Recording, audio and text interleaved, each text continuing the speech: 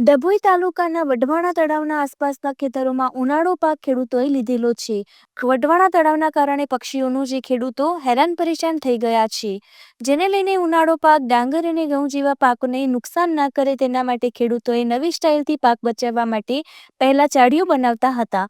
હવે ખેડૂતો કેસરી કલરની જડીઓ ખેતરમાં લગાવી પાક બચાવવા માટે નવો પ્રયાસ કરી રહ્યા છે. ખેતરના આગળ પાછળ બેઉ કિનારે લાકડીઓ બાંધી અને દોરી પર કેસરી કલરની ઝંડીઓ લગાવી દેવામાં આવે છે.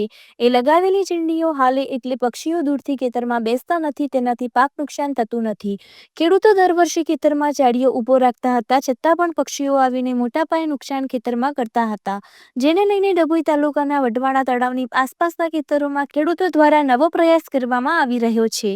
પ્રયોગથી ખેડૂતો સફળ થયા છે એવું જણાવી રહ્યા હતા. રિપોર્ટર ફઝલ રજાક, ખત્રી.